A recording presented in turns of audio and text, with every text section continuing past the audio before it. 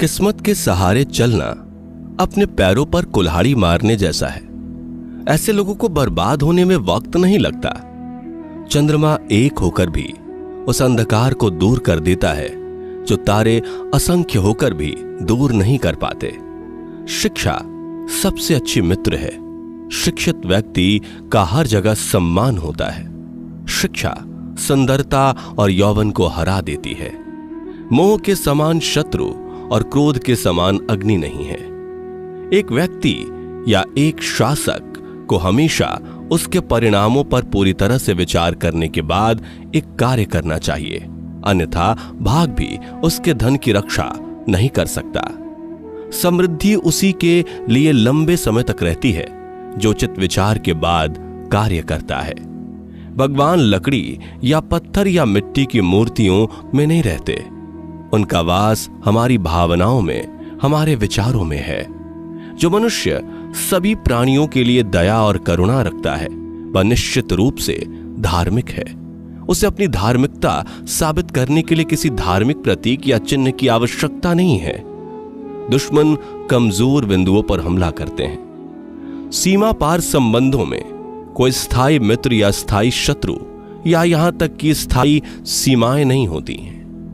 केवल स्थायी हित होते हैं और इन हितों की रक्षा के लिए सब कुछ किया जाना चाहिए। यदि राजा ऊर्जावान है तो उसकी प्रजा भी उतनी ही ऊर्जावान होगी। यह संसार एक कड़वा वृक्ष है। इसके दो ही मीठे अमृत समान फल हैं, एक मधुर वाणी और दूसरा सज्जनों की संगति। जो कुछ करने का विचार किया है उसे प्रकट ना करो, परंतु बुद्धिमानी से उसे गुप्त रखो और उसे क्रियान्वित करने का निश्चय करो। उससे बचो जो तुम्हारे सामने मीठी बातें करता है लेकिन तुम्हारे पीठ पीछे तुम्हें बर्बाद करने की कोशिश करता है, क्योंकि वह जहर के घड़े के समान है जिसके ऊपर दूध होता है। जो ज्ञान की खोज में है उसे सुख की खोज छोड़ देनी चाहिए, और जो आनंद की खोज में है उसे ज्ञान की खोज छोड़ देनी चाहिए। वह जो अपने परिवार के सदस्यों से अत्यधिक जुड़ा है भय और दुख का अनुभव करता है, क्योंकि सभी दुखों की जड़ आसक्ति है। इस प्रकार प्रसन्न रहने के लिए आसक्ति का त्याग करना चाहिए। ज्ञान को व्यवहार में लाए बिना ज्ञान खो जाता है। अज्ञानता के कारण मनुष्य खो जाता है। एक सेनापति के बिना एक सेना खो जाती है और एक स्त्री पति के बिना खो जाती है। आचार्य चाणक्य कहते हैं कि कभी भी अपने दुश्मन को कम ना समझें। उसे मात देने के लिए उसकी ताकत का सही अंदाजा लगाना बहुत जरूरी है। तभी आप उसकी कमजोर नस पर वार करके आसानी से जीत हासिल कर सकते हैं। प्राणों की हानि क्षण भर का दुख देती है, परंतु अपमान जीवन में प्रतिदिन दुख लाता है। गरीबी, रोग, शोक, कारावास और अन्य बुराइयां स्वयं के पापों के वृक्ष के फल हैं। जब तक दुश्मन की कमजोरी का पता न चल जाए तब तक उसे मित्रतापूर्ण शर्तों पर रखा जाना चाहिए। सबसे बड़ा गुरु मंत्र है, कभी भी अपने राज किसी से साझा न करें, यह आपको नष्ट कर देगा। जैसे ही भय निकट आए उस पर आक्रमण करो और उसे नष्ट कर दो। आध्यात्मिक शांति के अमृत से संतुष्ट लोगों को जो सुख और शांति प्राप्त होती है वह लालची व्यक्तियों को बेचैनी से इधर उधर घूमने से नहीं मिलती है। हे ज्ञानी, अपना धन केवल योग्य को दें और दूसरों को भी कभी नहीं। मेघों द्वारा प्राप्त समुद्र का जल सदैव मीठा होता है। किसी व्यक्ति की सहनशीलता को ध्यान में रखते हुए उसे परेशान न करें। शक्तिशाली दिमाग को कोई नहीं हरा सकता। पहले 5 साल अपने बच्चों के साथ प्यार की तरह व्यवहार करें। अगले 5 साल तक उनको डांटो।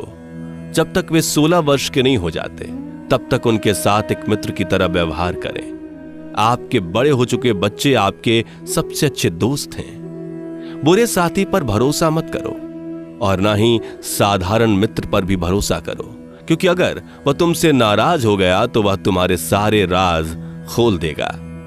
मूर्ख व्यक्ति के लिए पुस्तकें उतनी ही उपयोगी होती हैं जितना कि अंधे व्यक्ति के लिए आईना। कम दिमाग वाले लोग कपटी, दुष्ट और धोखेबाज होते हैं। उन पर भरोसा नहीं करना चाहिए। नीच बुद्धि वालों पर विश्वास करना नीति में भूल और व्यर्थ है, क्योंकि वे भरोसे के लायक नहीं है। प्रशासक को नीच बुद्धि वालों पर विश्वास करके विपत्ति को निमंत्रण नहीं देना चाहिए। जिस तरह एक सूखा पेड़ आग लगने पर पूरे जंगल को जला देता है, उसी तरह एक दुष्ट पुत्र पूरे परिवार को नष्ट कर देता है। हमारा शरीर नश्वर है, धन स्थायी नहीं है और मृत्यु सदैव निकट है। इसलिए हमें तुरंत पुण्य के कार्यों में संलग्न हो जाना चाहिए। जो धन के लेन देन में, ज्ञानार्जन में, खाने में, व्यापार में लज्जा का त्याग करता है, वही सुखी होता है। जिसका ज्ञान किताबों तक सीमित है और जिसका धन दूसरों के कब्जे में है, वह जरूरत पड़ने पर ना तो अपने ज्ञान का उपयोग कर सकता है और ना ही धन का। हमें अतीत के लिए चिंतित नहीं होना चाहिए और ना ही हमें भविष्य के बारे में चिंतित होना चाहिए। समझदार लोग केवल वर्तमान में रहकर अपना कार्य करते हैं। जिस प्रकार सुगंधित पुष्पों से लदा वृक्ष सारे वन में सुगंध फैलाता है, इसी प्रकार एक योग्य पुत्र पूरे परिवार, समुदाय और देश का नाम रोशन करता है। कोई व्यक्ति कर्म से महान होता है, जन्म से नहीं। कोई काम शुरू करने से पहले हमेशा अपने आप से 3 प्रश्न पूछें। मैं ये क्यों कर रहा हूं? इसके परिणाम क्या हो सकते हैं? और क्या मैं सफल हो सकता हूं? जब आप गहराई में सोचें और इन सवालों के संतोषजनक जवाब पाएं, तभी आगे बढ़ें। वासना के समान विनाशकारी कोई रोग नहीं है। कोई व्यक्ति किसी ऊंचे आसमान पर बैठने से नहीं, बल्कि उच्च गुणों से महान बनता है। एक महलनुमा इमारत की चोटी पर बैठने से कौवा चील नहीं बन जाता।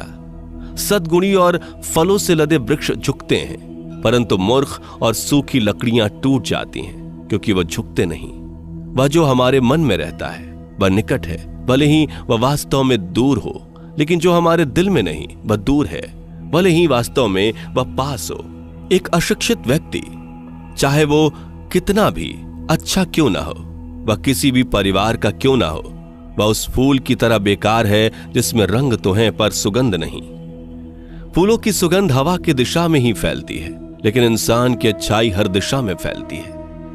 समय मनुष्य को पूर्ण भी बनाता है और नष्ट भी करता है।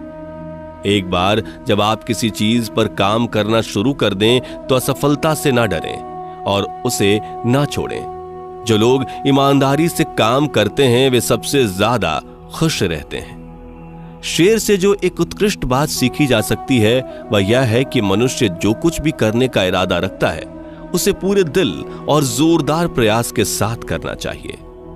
जिसका आचरण दुराचारी है, जिसकी दृष्टि अशुद्ध है और जो कुटिल स्वभाव का है, उससे जो मित्रता करता है वो शीघ्र ही नष्ट हो जाता है।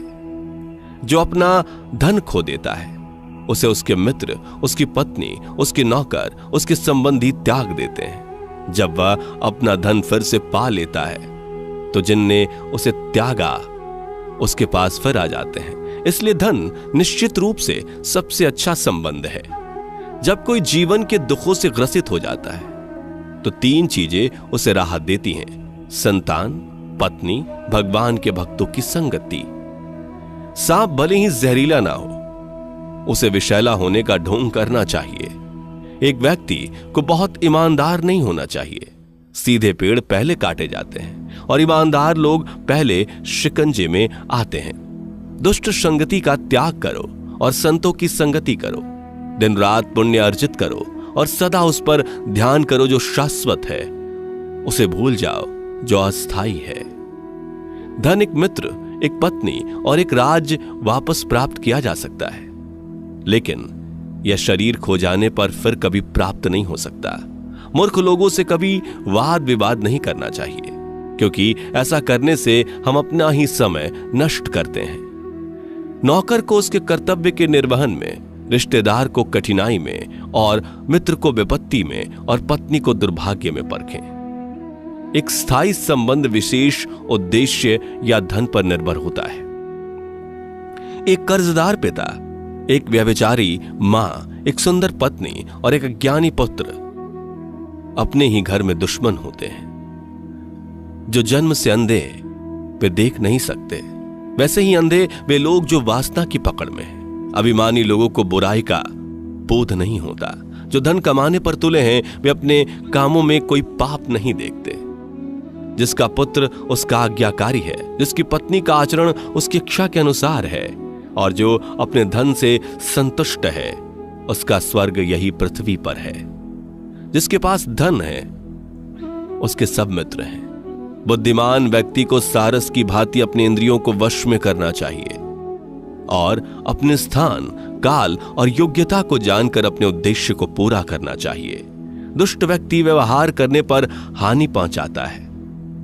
एक दुष्ट पत्नी, एक झूठा दोस्त, एक दुष्ट नौकर और एक घर में एक सांप के साथ रहना मृत्यु के अलावा कुछ और नहीं है।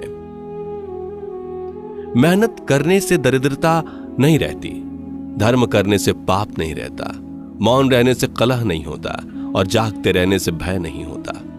संतुलित मन के समान कोई तपस्या नहीं और संतोष के समान कोई सुख नहीं है। लोभ जैसा कोई रोग नहीं है और दया जैसा कोई पुण्य नहीं है।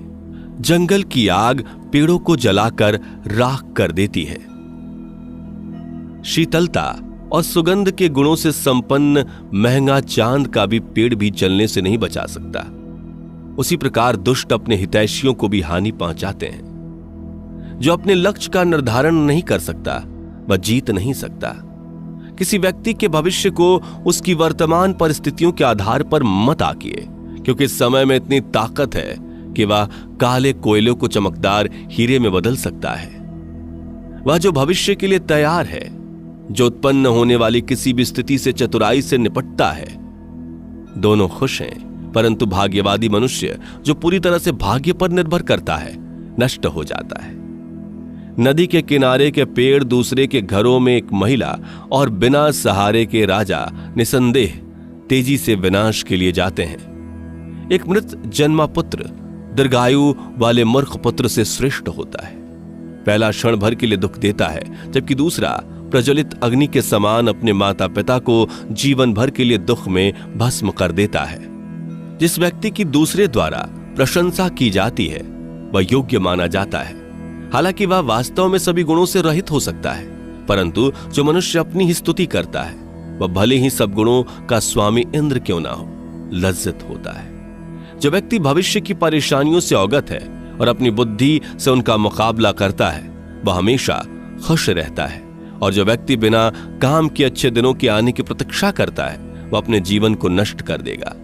खुश रहने का मतलब यह नहीं कि सब कुछ ठीक है, बल्कि इसका मतलब यह है कि आपने अपने दुखों के ऊपर जीवन जीना सीख लिया है। कभी भी किसी का अपमान नहीं करना चाहिए।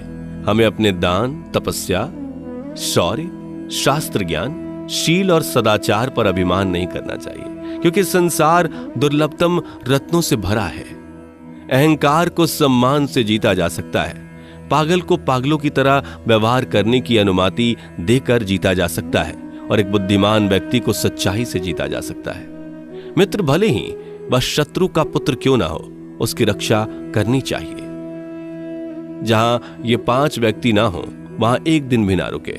एक धनी व्यक्ति, एक वैदिक विद्या में पारंगत ब्राह्मण, एक राजा, एक नदी और एक वैद्य। प्रेम पूर्ण वचनों से सभी प्राणी प्रसन्न होते हैं और इसलिए हमें ऐसे शब्दों को संबोधित करना चाहिए जो सभी को भाते हैं, क्योंकि मीठे शब्दों की कोई कमी नहीं है।